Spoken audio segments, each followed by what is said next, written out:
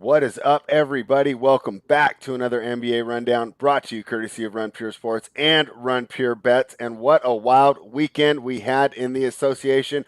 I got Tyler, Travis, and JSU with me. Tyler, let's start with the Nets and the Bucks. What a game. I was an emotional wreck. I don't know if I've still recovered. What were your thoughts on me sneaking by a size 18 shoe? I mean, it was a great game to watch. I mean, Durant had a great performance. Giannis put up great numbers.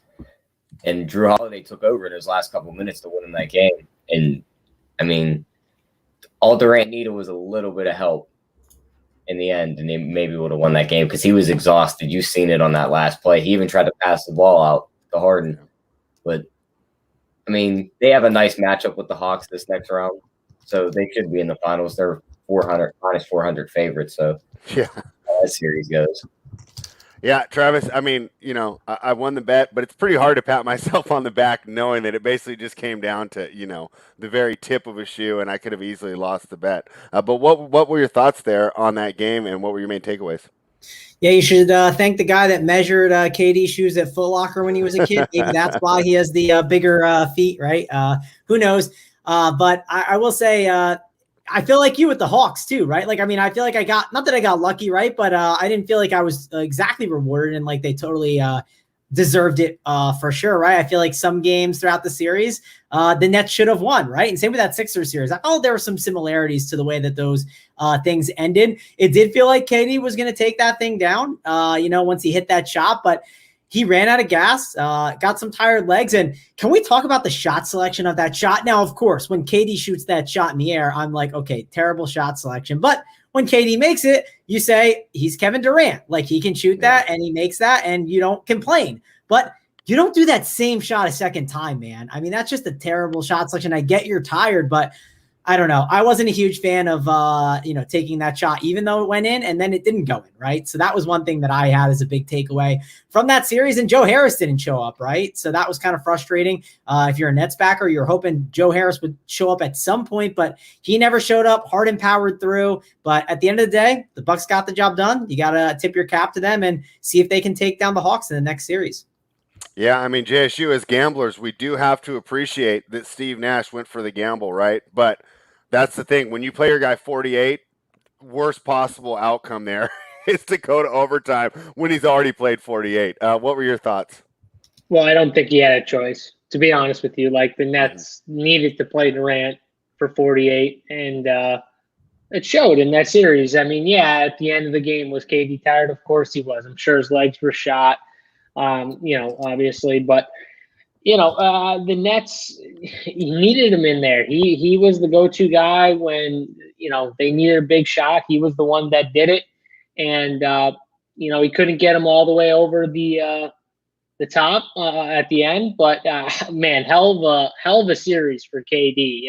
Just have to have a ton of respect for him and what he did in that series. Wish they could have got him over the top because I would have loved to see him keep playing just because honestly, like watching KD kind of carry that team, it was really fun for me. I just thought it was awesome to watch. But props to the Bucks, and they made the win at the end, the shots at the end to beat them. And I don't know. Again, we've talked about this before. It's like whatever team ends up being the healthiest is going to be the team that ends up winning, and that's pretty much been the case so far, right? I mean, we can take it to the next series with Philly and say Joel Embiid was playing on one leg, and man, he still looked pretty good on one leg, but like, he wasn't fully healthy, right? And that might have had a little to do with that series going the way it did. There were also other reasons too why they lost certain games, but it's been been a fun playoff too. But the Nets series for sure. I mean, listen, if the Nets are healthy, do they win? Like, yeah, of course. Every Bucks bettor, even the guys who bet big money on the Bucks after the first two games knew that they got really lucky. Yeah, it's just like they got really lucky. But I mean, you can only play who's out there, right, Spread? Exactly. And one thing, just to kind of wrap that up, there's no way the Nets aren't the overwhelming favorite next year. There's no way, because they're going to get all the mid-level guys, right? With the salary cap being the way it is, right? When it comes down to it, if you didn't get the big offer and you're going to take the mid-level, are you going to take it in Brooklyn with a chance to win a title, or are you going to go to Houston or San Antonio, right? So Brooklyn's obviously the favorites next year, and I think an indictment of rings culture would be that the fact that I think, just from reading NBA Twitter and being on there and talking to people who know basketball, KD's status as a basketball player raised more in this loss than it did getting the Finals MVP. Just because he completely carried the team. He did everything on every end of the floor. And if you're going to say he's not the best player in basketball right now, like, I don't know what you've been watching. I mean, he was head and shoulders above any performance that I have seen so far this playoff. So props to Kevin Durant. Too bad for him that he couldn't get it done. Obviously, just because of my investments, I was happy about that. Let's go on to the next series, which is a little more controversial. Has the basketball world aflame with hot takes. And Tyler, when it comes to best bets today, are you going to shoot or are you going to pass to Matisse Thybulle? I mean, you got to dunk that ball. All four of us on the screen could have laid that ball in. Coming over to us is our size. Tyler, don't do that much better. Okay, Tyler. Yeah, I don't know if I could have done the drop step to get that open, but yeah. No, if we throw that out the window, if we're already there at the hoop, we all four lay that ball in. It's just unbelievable, huh? Like, you have to just go up and dunk that ball. Like, I just don't get it with him. They have to move him out of there. But what you get back for him is the big question. Yeah. I think do you go for like a CJ McCollum? Do you go for like, I don't know, maybe try and call Sacramento and get De'Aaron Fox? I think that'd be a good idea. Yeah, I mean, I don't think that you're going to get a top player like Fox or Lillard anymore. You're going to be looking at one of those fringe all-stars, the guys that... Oh, there's no chance you get Lillard for Ben Simmons. There's no chance. Now you're looking at more of the CJ tiers and the other tiers. But I think for the good of the Philadelphia team and the good of Ben Simmons, that they need to split up. Travis, what were your takeaways from that series? I know you and I were on the Hawks. We thought Embiid was hurt. I don't know how much that was true, but we were lucky to get that win. It didn't necessarily feel as lucky as the night before, though. I mean, at least it felt like the right team won, and it wasn't just a coin flip. What did you think of that series? Yeah, I mean, I think the thing you and I remember talking about on the one show, I said, like, Sixers had to close that game 4, right? 5. Like, because then it became a 3-game series, which you just didn't want to make that happen. And that was a disaster by them. So, Ben Simmons, I mean, he's been an absolute joke. Like we've all been talking about over and over and over. Now, can he work to get back to being a better player? Yeah, I think he can. I think if he puts the time in, if he decides to, maybe a change of scenery could be good too, but there's definitely spots he can go. Now, I even think the CJ McCollum idea, like, I don't know, is that even like, I mean, if you're Portland, do you think it's worth it? Like, I mean, yes, you're trying to shake some I would. Up. I think that's the perfect fit. I didn't mind. Someone said to me Toronto, and then they give up Lowry and Gary Trent, which, like, I thought that's not bad. I also don't think, like, I wouldn't trade CJ for Simmons, but I get it. He does have a. Why would you trade for a free agent? Well, yeah, that's Lowry. Just go sign him. How about sending him to Golden State for Wiggins? It's also to get that off your contract and then get a Gary Trent, right? Gary Trent could be something that is helpful as well to a team. So I don't know. There's definitely routes you can go to. Like I see people talking about D'Angelo Russell. I think you could even make a trade with some other guys on the Timberwolves to get him there. I mean, I know Simmons and Cat are boys, so you can get all those guys who are buddies together and pair them up somehow. But I don't know where the best spot for him to go is going to be. But Ben Simmons, I think he's going to put the work in to become a better player, right? I mean, if he doesn't at this point, then what would make you think that, though? He's never done that before. I mean, he got embarrassed, Brett. I mean, at some point you hit rock bottom, right? And you turn, right? I mean, if he doesn't turn after this, it's all over for him. I mean, he's just going to be a defensive player that basically does not have the opportunity to grow as a star anymore. So I just think that's what he is.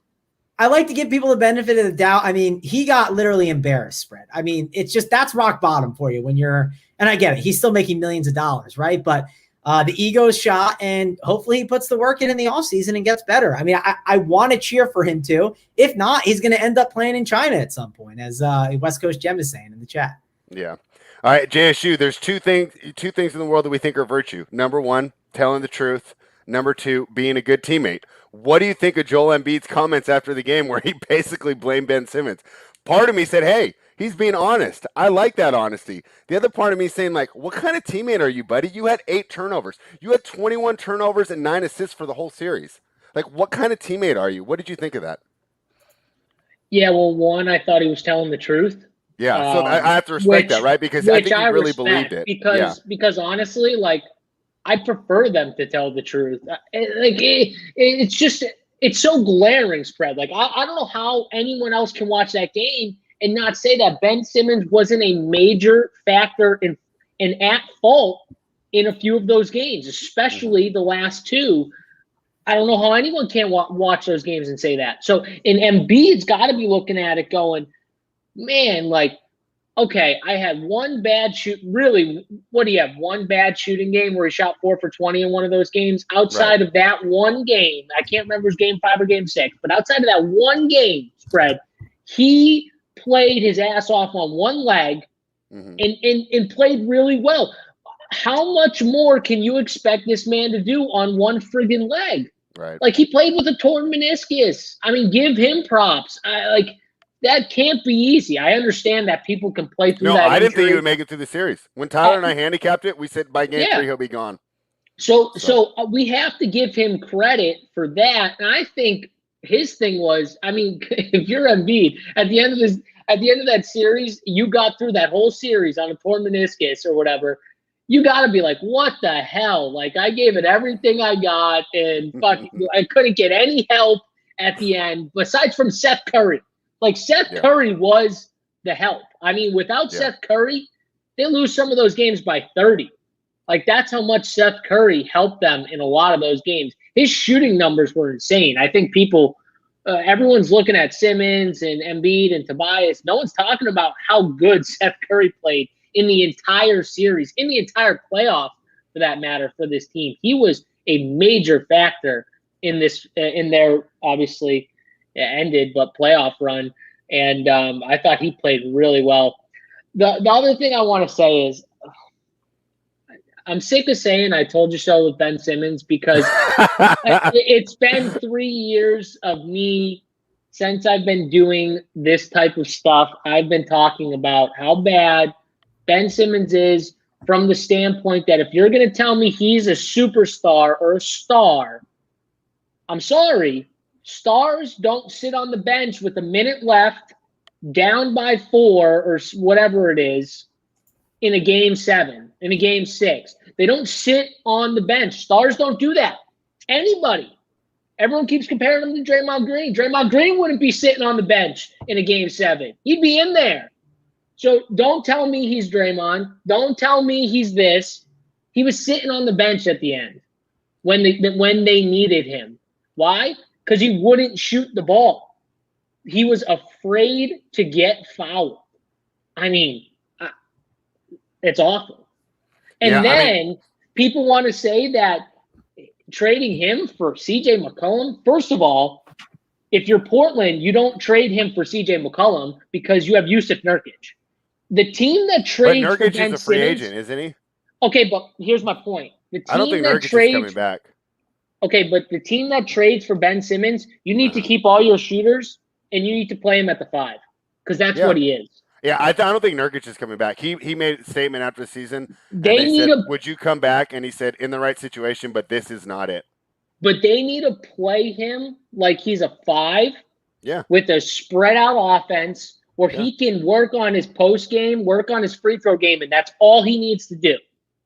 Post-game and free throws, he can kick it out when they double him, or when he sees someone cutting open. Other than that, though, he is a big masquerading as a point guard, all right? And he's not even good at that, really. But he could get okay at that, because those are really short, closer to the basket shots that he could find a way to master 1 or 2 moves and be decent because he's super athletic. You don't trade the shooters, though, for him. Like, you can't send him to San Antonio. Like, it doesn't work. People are trying to find – it's amazing that we're trying to find fits for Ben Simmons, like the perfect fit. That's – like, stars and superstars, they can go on any team and produce. This is why Ben Simmons is not a superstar. or a star. But at the same time, on the San Antonio point, I would say that he would Pop develops better than any not top 5 developer, right? I mean, if you want someone who's going to develop a player and work with his strengths and get rid of his weaknesses, I'll trust Greg Popovich to do it. And I do like the Portland look because I'll just let Dame take all the shots, and I'll just But spread, you can't tell me this guy's a star or a superstar and then be like, but he needs the perfect situation where no. I'm not saying he's a star or superstar. I'm just saying, but I'm saying people have been saying this for years, and this is my point, and this has always been my point. I'm sorry, you can't just like, oh, I need this situation to be really good. Like, no, you're either really good and you can be really good no matter where you land.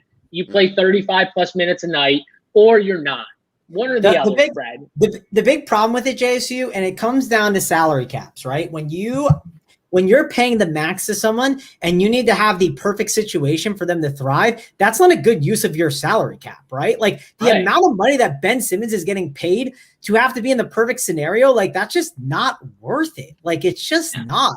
And that's part of the problem there. And my only issue with him going to Portland is I feel like if he went to a Portland team, I don't know if he'd get better. I don't know if he'd actually work on that shooting. He more so just try and conform to the idea of just, okay, I'm this guy and I'm going to play with Dame and let him do his thing. And I don't know if he'd get better. I'm like, I don't know. Like I said, I want him to become a better player. The Spurs idea makes some sense just because, they could develop a guy like that. I just hope he learns how to shoot. I mean, it's just absolutely stupid that the dude can't shoot. Like, figure it out. I mean, it's mental. It's definitely mental. He's in his head. He's clearly it's like Chuck Knobloch. He's afraid. He's afraid to get fouled and go to the free throw line. It's clearly in his head. I thought the most glaring statement was when Doc Rivers said, "Me and him got to get in the gym and like work on his game." Like, so that tells me that Doc Rivers just called out his work ethic. I don't know if anyone else feels that way, but when he made that statement, I was like, does he not? Everybody knows he's not working hard. Okay, but like, you would get better. If you're Ben if you have that much Simmons, talent and you worked hard, you get better. I mean, if you're Ben Simmons, though, how aren't you, shooting as many free throws as possible? Like this team is targeting you, trying to foul you. I mean, I don't know. It's wild to me that you don't work on that was clearly an attack on Ben Simmons' work ethic right there. No, it's clear to me he doesn't work hard, and I'm wondering if he's going to have Kwame Brown style videos like 20 years from now, where he's talking about, I made $100 million. Screw you guys, I'm rich. I don't care that I suck. Richie Small says, by the way, I'm pretty sure JSU thinks Mangone misses the layup. I was actually thinking that in my head. I mean, for one, JSU, I saw it on your face that you were thinking it. And two, I said that I don't even think I definitely make that layup. Like, I made fun of myself there. So, I mean. You did say it, so I didn't even say anything. I saw it on your face. I knew your face for sure said it, JSU. I did not have to even think. I saw it on your face. Red, give me the benefit of doubt. Nice guy. Tyler, he's too nice to say it. He was just, he has got faith. But JSU, I saw it on your face. I'm sorry. I couldn't help myself. I tried not to say anything. Mangone, at least I was nice enough to try not to say anything. Yeah. All right. So unlike Joel Embiid, JSU is taking care of his teammates here. So we'll give him credit for that. No, I tell the truth. I tell the truth at the end of the day. But hey, he could have left that out, right? He could have said, I don't really know what the turning point of the game was. What do you think? I appreciate that for what it's worth. When you talked about that spread, like I appreciate that because that should motivate you. Like that should get you back out there. Like it's just, I'm being honest. It's like if that doesn't get you going, then what will? Like what? I don't think anything will. The guy's already got like $200 million in the bank. Yeah, he doesn't care. His girlfriend's like one of the baddest women on the planet. I mean, like for all accounts in the world, like he's a pretty successful dude, right? Just take some pride, man. Like, I mean, come on. What was telling too about a lot of Ben Simmons was how many times did he drive the lane and then turn his shoulder and head back to throw passes back to the 3-point line? Mm-hmm. You guys remember this? He would do it. He did it multiple times where he just clearly didn't want to try and finish at the rim and give him a chance to get fouled. Like everything he did, you could tell he was hesitant to get fouled. Which I got one thing for you, though. Does anybody know how many assists he had that Game 7? Yeah, like 13. 11, 8, 13. Yeah. I mean, we're slandering a guy who dropped 13 assists. It's not like he's like completely useless. No, You're playing the game 4-on-5 at the end. He's but how useless. many Okay, then take him out at the end. That's on Doc Rivers then. But Spread, how many of those assists were him passing the ball to Embiid at half court and No, and the reason turning his shoulder and throwing a pass back instead of going for a layup? No, but the reason that dumped in my head is because they were talking about triple doubles, right? And Oscar Robertson. You know when Oscar Robertson played, if you passed the ball backwards, it didn't count as an assist. So if you drove the lane and kicked it out to a shooter, that did not count as assist back when Oscar Robertson got a triple double. And so you're looking, if that's the case with Ben, he only gets 2 or 3 if you're scoring under the 60s rules. That's the main reason I was thinking of that. But regardless, I think that he's gone next year. I think that he needs a new change of scenery, and I think the people of Philadelphia will be happy. I also think that they're going to have problems. I mean, do we ever trust Joel Embiid to stay healthy for a full season here? No. I mean, has there been a playoffs now that he hasn't been hurt going into the playoffs? Like, what do you do? Just start him up in March? I mean, it's just so crazy. I mean, first of all, if I'm Embiid, it's like either he goes or I go. Oh, yeah, they have to get rid of him. The chemistry shot. I'm like, the superstars throwing him under the bus. The coach is throwing him under the bus. The whole fan base likes him. Like, I would not go get a cheesesteak if I was him. There's going to be the whole fan base should like him. All types of stuff in there. You just played 7 games on a torn meniscus or whatever. Like, the guy just gritted it out for you. He didn't have to do that. Yeah. Like, he chose to play hurt. Did you guys see their hanging missing persons signs in Philly of Tobias Harris and Ben Simmons all over telephone poles? That's got to be a tough fan base for a guy who's obviously not very mentally tough, because this Simmons thing, like you said, it's mental. Hey, I respect that he went out into the podium and was like, yeah, I mean, I didn't play well. He said it. Like, he went onto the podium and was like, hey, I didn't play well. So I understand that people are going to be upset with me. Like, this is the truth. I bet you he just doesn't care. I think I don't think that's the real truth behind it. So you can love Ben Simmons all you want, think he's the greatest, but I don't think he cares. And if he doesn't care, then I love to make fun of him. I'm rooting for him, man. I hope he, and I love hating on him, but man, like that's rock bottom, man. I mean, hopefully he turns it around. Like, it's a brutal ego kill. Man, if rock bottom's $120 million and a Jenner, I'd be cool with rock bottom. Turned into Ben Simmons hate, like constant Ben Simmons hate. No, it's all Twitter's been for the last 30 hours. Well, it has been fun. I mean, I've definitely been participating. Trust me. I mean, it was amazing, but at one point I was like, even I'm like, okay, we're going a little too far on the guy. I mean, I feel bad. It's like at a certain point you just feel bad for a guy, but he clearly, all the things that people have been saying. I mean, it's true. He went missing. Like, he was scared to shoot, everything, mentally weak. Like, it's all true, but, All right. Well, now we have done our obligatory Ben Simmons slander, as every NBA show was actually required to. I got a message from Adam Silver today saying that was the agenda, and he needed to make sure that we all got that in. We've got that out of the way. Let's jump into tonight. The LA Clippers are catching 5.5 on the road against Phoenix. They lost the first game by 7, I believe. And let me remember. I had it off towards the end. 6, yeah. So they covered that 6.5 if you got the real late number? Did it jump over? It closed at 4. I'm sorry. It closed at 4. I'm sorry. I got my games mixed up. Anyways, what do you think of this game, Tyler? I know that you're really high on the Suns. I'm kind of hesitant to jump back involved. I kind of like the Clippers bounce back here, but everything we saw from the Suns dictates this is a terrible matchup for Los Angeles. What do you think tonight? And does Ty Lue make his major adjustments tonight, or does he wait till game 3? I think you see him wait till game 3, and I think that's pretty much based off the fact that Morris is now injured. And that's a big key in them being able to switch and run that small ball. Mm-hmm. And now if he's out or even hindered, who picks up these extra minutes that he's going to give up? Rondo played 22 minutes last game. He was minus 14 in the plus-minus. Mm-hmm. They played Zubac a little bit. He was the only one to post a non-negative number, and he got a 0. Mm-hmm. So, I mean, you can't really put anybody in. Ayton's going to punish him in the post and on the pick and roll every time. I just don't know how they stopped this Suns offense. They made 23s against them last game too, and they still lost by 6. So, yeah. I mean, Give me the Suns here. Travis, Suns shot 55% and only won by 6. That would be my argument for the Clippers, but I don't know if I want to get involved here. What do you think? Yeah, I mean, I'm not itching to get involved, but I lean the Suns -5, right? I do think that the Clippers are not going to I wouldn't be shocked to see DeMarcus Cousins back out there for some more run when he shouldn't be. I know in the first half, I was talking pre-show with you guys, he was a -8 in 8 minutes and made 11 points. Like, that's just like miraculous. I don't know how you do that.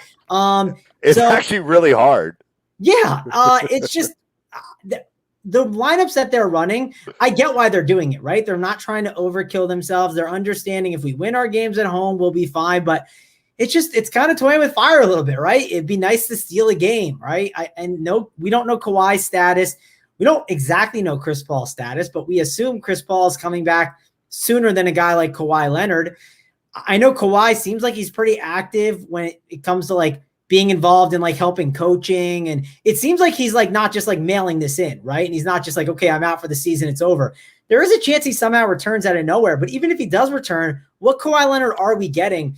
And I have trouble investing in the series price. And I think you just jump on the -5 here and then kind of wait to see what's going to happen.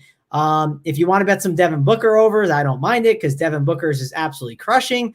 Him and Campaign should probably keep eating it up. And hey, if you get those guys against like guys like DeMarcus Cousins, they're going to eat. So ultimately, I'm on the Suns here more than the Clippers. Yeah, I don't know if we're going to see Cousins and Rondo minutes last night. I think that was a complete reaction to the fact that they only had 36 hours to turn around. It was an absolute joke. The fact that they didn't start that series. The series should have started tonight. And then it would have ended on the 4th of July.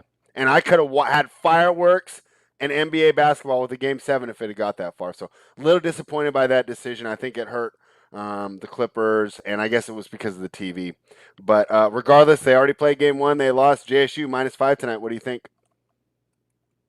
Yeah, so first off, I think Ty Lue was, one, testing out some rotations, and two, giving his guys a little more rest, right? Yeah. Off of playing just so many minutes. Look at Marcus Morris. Marcus Morris couldn't even start the second half. I mean, he's older. He had a little knee issue. And then they say, what was it yesterday? They said, oh, he's uncertain for Tuesday, and now he's not listed on the injury report. Like, I don't know about – I think he's still a little banged up. And, Marcus Morris is kind of key for that small ball lineup. It's tougher for them to run without him in there. So he actually is kind of somewhat of a big deal for that team, especially without Kawhi Leonard for sure. So that would be big because I think they would have to run more of the center, Zubac and DeMarcus Cousins. And that is definitely not a winning strategy for a series. Like, they need this small ball lineup. And so if they lose on top of Kawhi, they lose a Marcus Morris or Nick Batum, then they can't run the small ball. Those two guys are the key to the small ball lineup. And without one of them, they can't do it. So that would be big for the series. For this game, though, I feel like the Clippers, if they're going to steal one, it would be it would be this game without Chris Paul, but I have a tough time going against the Suns here. Like, Devin Booker's just been so good. I like the Suns last game. But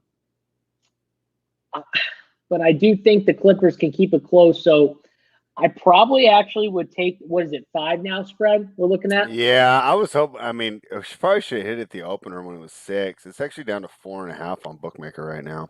Yeah, Clippers have been taking money all morning. It was 5.5 when I woke up around 7 a.m. on the West Coast. So, I think the Clippers can keep this game close enough without CP3. So I would kind of side with the Clippers, I guess, here if you can get it at 5. Who's going to win this game? I think that's much more of a toss-up. But I will say that I think the Clippers can keep this game close enough where they have a shot to win. I wanted to know what you thought of the total because I'm looking at this total right now, and I'm just looking at it thinking under. What do you think here? Yeah, and I was going to throw that around. Tyler, it's moved 4 points. It closed at 219 last game. Went over, obviously, on a 234, and now it's 223. We usually don't see the lines move that much. What did you make of that line move? And, I don't know. It's really tough for me on the totals right now because I don't even want to model them. It's just individual matchups. Like you said, Morris makes a huge difference. Chris Paul, this and that. Which way are you looking for this? I do know they play a faster pace with Paul out, which is why I might lean to the over, even though we're not getting the same line value that we got in game one. Yeah, that is one reason to make me lean to the over, but both teams did shoot pretty well in that last game. You got to think that regresses here a little bit. Mm-hmm. So I kind of want to lean under.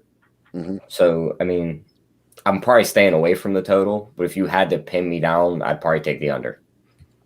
Travis, what do you think? Sorry, I'm discussing with Title some possible Hawks Bucks bets. But what was your question spread? I missed it. Over, under. What's your play? Trying to get the vig from him, right? He's such a nit. He wants you to say the price. You give me the price. Title is the worst. Such a nit. But I got others that want that action too, so I can price shop if I want. I'm going to. I'm going to walk into every store and see what I can get. So again, what was the question spread? My over under 223 tonight's game. Suns, over Clippers. under 223 tonight's game. Man, well, the thing is, if DeMarcus Cousins is getting run, smash that over, right? I don't think he is. I think that was just a game one. Let our guys rest. We tried it. We know it doesn't work. I don't see him. I would lean the over there. Obviously, now they got some rest in them. But I'm not a big totals better, right? I prefer betting probably Suns -5 rather than the total. Not something that I bet a ton, and I would lean over. I guess because if you're going to expect more of those small volumes, it could be better. All right, JSU. You kind of brought this up, but what were your thoughts? You said you leaned under? Yeah, I kind of lean under, and I agree with Tyler from the standpoint. The shooting numbers were really good, and just Suns in general, especially towards the end of that game. So the problem is CP3 sets up a ton of the offense, but we saw at the end of that game, Devin Booker was just kind of getting the ball and just telling people to kind of spread out, and he would get into, his spots and shot. I think they need more of I think they're going to start to work the clock a little bit more. I don't think they want, especially against the Clippers small ball lineup, they don't want to start getting into a back and forth with the small ball team. They want to get the ball into Ayton a little bit more and, impose him down low. So I think this game plays a little slower than we saw last game. I also don't, God, I hope they don't play DeMarcus Cousins because that's a terrible idea for the Clippers. I hope they figured that one out after last game. But playing those centers in general is just bad news for the Clippers. They need to realize that. But I think this game goes under the total. We haven't seen many Suns totals up at 223. I know it was during the regular season, but just in general. Yeah. That's a great point. Well, it helps that Campaign loves to shoot the ball, right? Like he ain't going to grind out that clock like Chris Paul. No, he's not. Campaign is not a shy guy, so I wouldn't mind his overs possibly. Tyler, you were talking about Campaign. Do you like any of his overs today? I do. I honestly love his player performance double. We came within an assist of hitting it last time.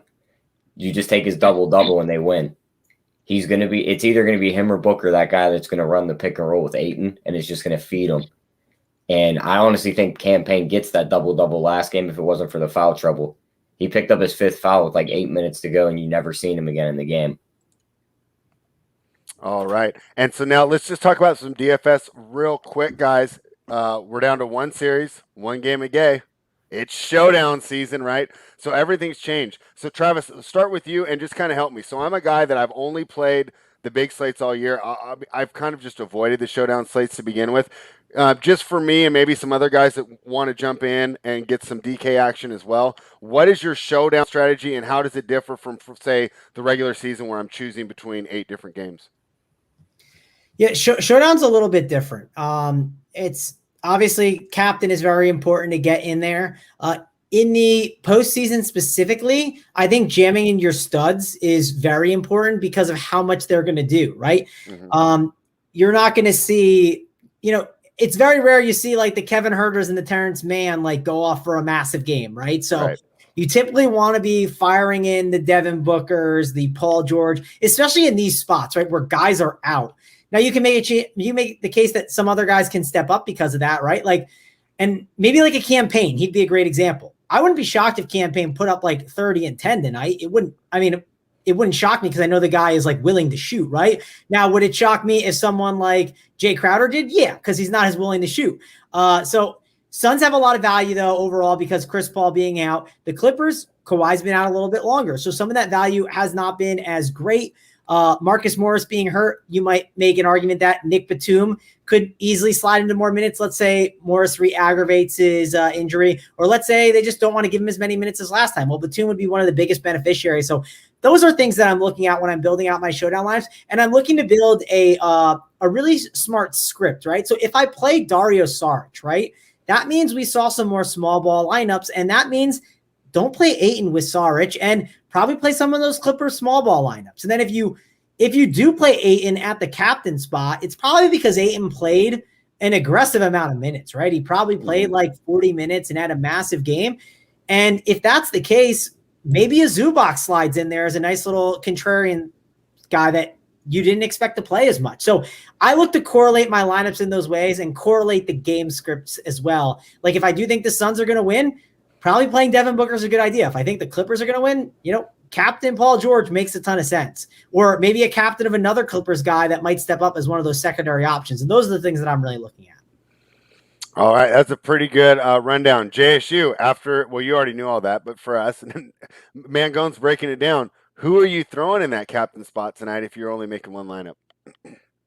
So to be honest, I haven't built any showdown teams yet, so I don't really know the pricing, just kind of pulling it up here now. But I will say, like, I don't love taking guys in my captain spot that are a little more expensive that, in my opinion, have upside that's capped. And what I mean by that is like DeAndre, and if you pull the last 5 games and you look at his numbers, like, yeah, he's had double doubles in 3 of his last 5. And, he can give you like 20 real points at any point, but I feel like his upside is somewhat capped. So like, he's a guy who I wouldn't play in the captain spot.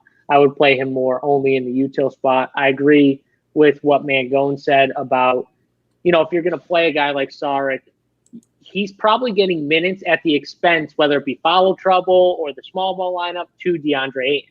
So you probably don't want to mix them in there together too much, unless you're building like 150 and you want to have some exposure together. But really, it's those two guys would affect each other to get more minutes. Same thing with like, I think guys like Zubac. So I think that Marcus Morris being in or out, like, it's going to actually boost up the centers more than it would Nick Batum. I think Nick Batum's already locked in to most of his minutes, and Marcus Morris, if he were to get injured, I think that boosts those center guys more, because then it takes away, like I said, it takes away the small ball lineup. So if you think that's a possibility, like, you could play Zubac without Marcus Morris in your lineup. Like, I wouldn't play those two guys together, because I think that would directly boost up Zubac's minutes. So, I mean, there's ways to, build around it, but I just looking at the pricing, like, I think Campaign is a really interesting captain spot from the standpoint that he is a cheaper price, and he has a good chance, in my opinion, of getting those double-double bonus on DraftKings, where you get like extra points for a double-double with assists and points, obviously. So he's someone I think has a nice price tag and has some upside. A guy like Reggie Jackson, who can always get hot. He's going to play a ton of minutes because they need his scoring out there. He's someone I think is a good captain to roster. Obviously, the obvious guys are PG and Devin Booker, who everyone's going to play. So, I mean, those are two guys that I would play to get a little different. If you wanted to get crazy, I don't think it's wild for like a Mikal Bridges. Those corner threes are going to be there in this game. So, like, maybe if you're playing 150, throwing a little Mikal Bridges captain is an okay play. All right. That sounds pretty good. Tyler, did you have any props for everybody? I love DeAndre Ayton's double-double. It's at -110. Okay. I think with the shooting regressing, he had 9 rebounds last game. Mm-hmm. So I think if that shooting does come down a little bit, there's going to be tons of rebounds more for him to grab. So I love that prop. I love him all the way up to 20 points here because I think he just dominates. He's going to force a center onto the floor. Like if they put a little guy on him, he's just going to dominate him. Get to the rim on the pick and roll and lay it right in. Grab all the offensive rebounds. Mangone brought up campaign too. They said his assist at 6.5. I like that. It's a plus money too. And then for the Clippers side, I mean, you got to love Paul George just because of all the usage. His threes prop is over 3.5, and it's plus 140. I love that prop. All right. Sounds pretty good. Travis, did you have any for us? Just as individual props?